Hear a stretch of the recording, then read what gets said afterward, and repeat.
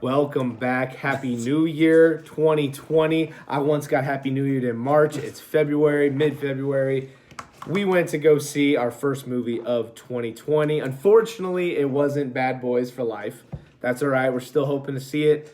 We went to go see Birds of Prey.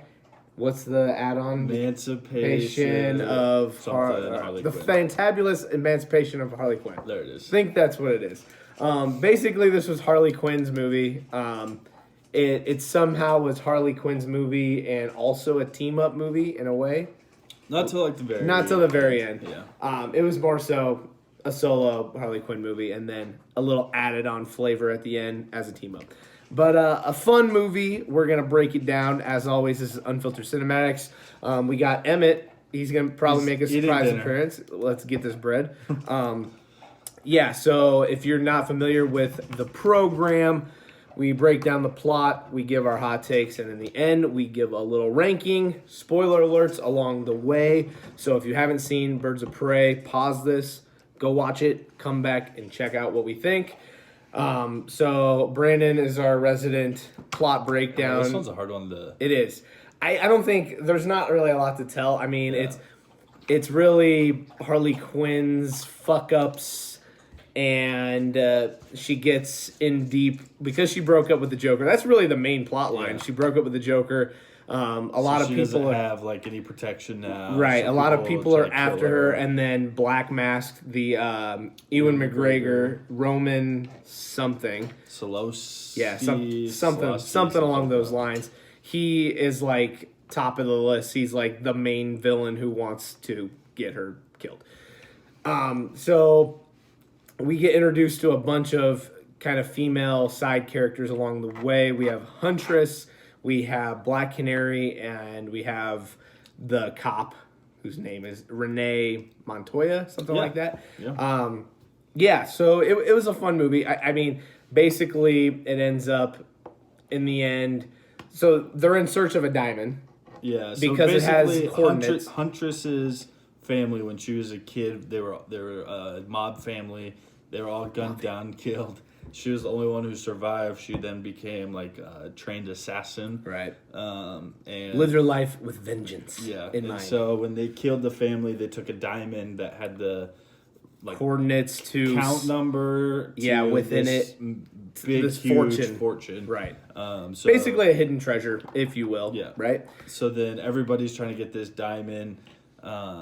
A pickpocketed kid. Yeah. She's like, I don't know, maybe a teenager. Yeah. She is a stud pickpocketer. We see her doing the thing. I also thought it was a fun callback to, what's the movie with Will Smith with Margot Robbie? Focus, where they basically do that. I thought that was kind of funny how Margot Robbie's in the... But anyway, so the kid is an all-time pickpocketer, and she pickpocketed the diamond from Black Mask's like sidekick, henchman, yeah. So at that point, it's basically the goal of the movie is they want to find the diamond. Harley Quinn, they scoop her up because they realize that she doesn't have the Joker's protection, and at that point, to save herself, she says, "I'll find the diamond." So at that point, it becomes a bunch of just obstacle in order to get this diamment. And the kid swallows the diamond. The kid swallows it, and she has to poop it out. Funny. Yeah, that's basically it. Spoiler alert, in the end, they team up and they realize they need to fight together against Black Mask and his army that he bought. It was a fun movie, I think. So that's basically the plot breakdown, right? Did I miss anything? We don't need to go too deep. It's not too deep of a movie.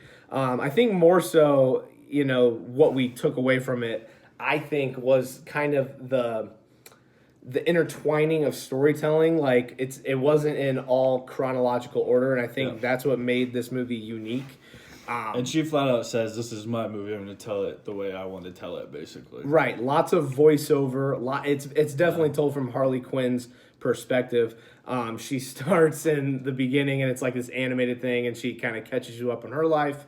And then she kind of goes to the end, and then she gets to the middle, and then she says, "Oh, in order for this, you need to know this." So a week ago, it's kind of a fun way of storytelling, very unique. Yep. Also rated R. I think that was a huge deal for this movie. Very rated R too. Very rated Not R. just a little rated R. Lots of F-bombs, lots of violence, lots of dark humor, honestly.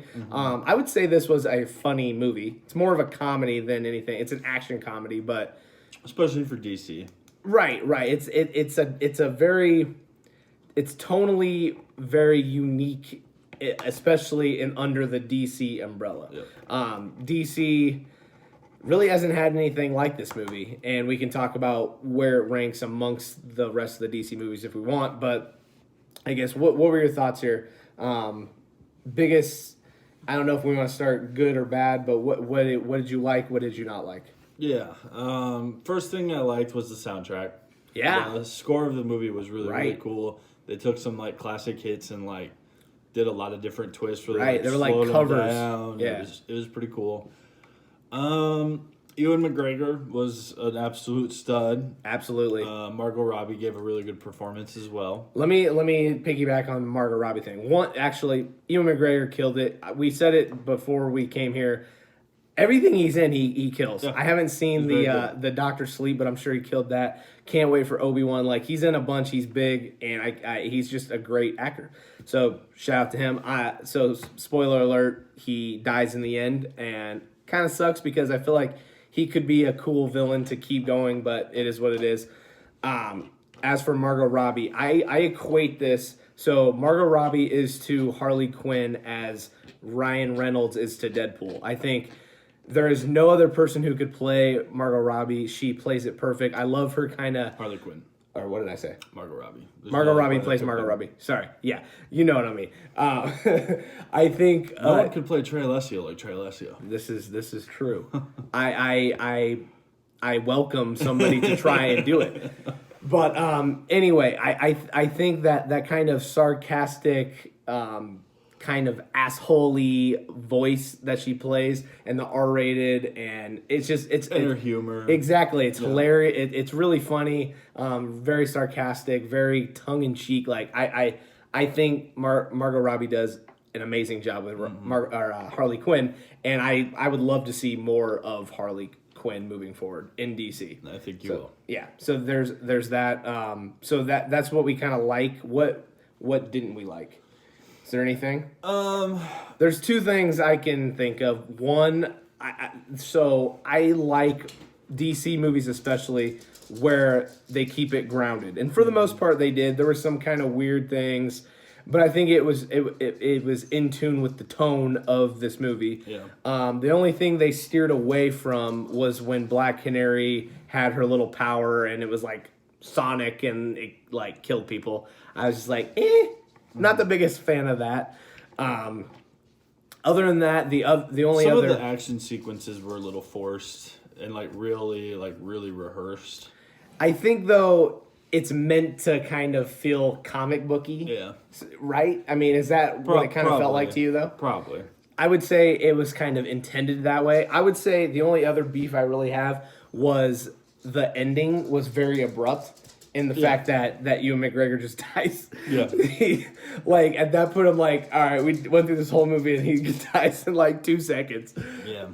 Yeah, I mean, it is what it is. But it's supposed to be a fun kind of like sarcastic type movie. For the DC like universe too, it didn't really do anything to like move it forward. It didn't move the dial. Yeah. It was a fun movie. I enjoyed it a lot.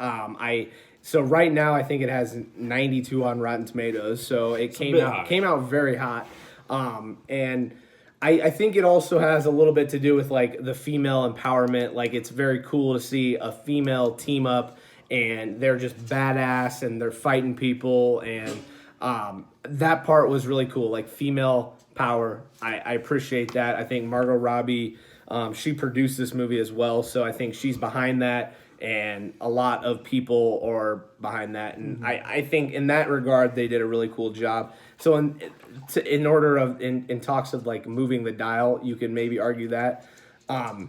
In terms of like oh my god, this is like one of the best movies DC has ever done.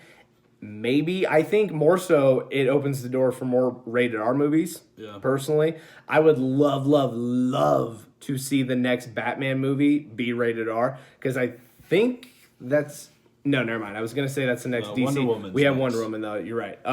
But at the very, very, very end of the credits, there's like a little tiny hint at the net. So Margot Robbie does a voiceover right as the credits are ending, and she says, I can't believe you guys stuck around. Yeah, you waited this long, so I'll give you a little bit something. Batman, she like act like she was gonna say fucked, but it cuts, and I'm like, what? Such a big tease. I got the biggest blue balls, man. What the hell? Yeah, I don't know. What else? What else you got? It's just a fun movie. Right. It's a good time. Yeah. A fun movie. I think that's how we chalk it up. I mean, I think we went in with kind of low expectations. Yeah. Now the 92% of Rotten Tomatoes were like, oh, okay, must be pretty good. I don't think it really moved the dial. Do you remember? I don't know if you remember this. Wonder Woman. People were talking when that movie first came out. There were a little bit of buzz with Best Picture at the Oscars. What do you think? Do you like Harley Quinn? You want to know what a Harley Quinn is? Emmett in the building. Special guest. Let's get it. Yeah, so I think it was a fun movie, and I'm here for more Harley Quinn. So, do we want to rank it? Let's rank it. Rank it up. As always, I will go first. So again, 92 on Rotten Tomatoes. I personally think that's a little high. It's a lot high. But this is a fun movie. I mean, I think it did its job. It wasn't, it wasn't cheesy in the fact that it's meant to be a little bit funny and cheesy in ways. So I think, I don't know, it did its job to the best of its abilities. So I'm going to give it an 8.3. 8.3. I really enjoy this movie for not having the expectations. This isn't an Oscar movie. Like, this isn't the best superhero movie ever. It's just a fun movie. It's a good time at the movies, and for not really having any expectations, I think it exceeded those expectations. So, 8.3 for me. I'm a full point less. I'm 7.3. Wow. Still solid. Still solid. Score. Still solid. Had a lot of fun. There's not really a ton to break down in this movie. It's fun. Margot Robbie killed it. Ewan McGregor killed it. I love pretty much an action movie, an action mindless kind of action movie. I think the with biggest a couple good characters. The biggest takeaways R-rated and the kind of jumpy storytelling. Yeah. I think that's really it. It doesn't move the dial. It's a fun movie. My reasoning for being a little bit higher than Brandon's is the fact I didn't have very high expectations, and I think they exceeded them a little. So, 8.3, 7.3. That is Birds of Prey. Go check it out. First Unfiltered Cinematics of 2020. We're going to be going to a lot of movies. 2020 has a lot to live up to from 2019 because it was absolutely crazy, especially in the fourth quarter. So hopefully 2020 lives up. I'm looking forward to seeing more movies and breaking down more movies. So subscribe to us, like us, follow us, tell your friends. You know the drill. I'm Trey Leslie, the Dawn of Entertainment. This is Brandon Ogden, the consigliere. And what are we doing here with this one? You hinted at something with the podcast, but I mean, we doing this here too? Tell them. I don't even remember what I said. Oh, yeah, that's what I was thinking. Okay. Yeah. So go ahead. Go ahead, tell them. Yeah. Be well.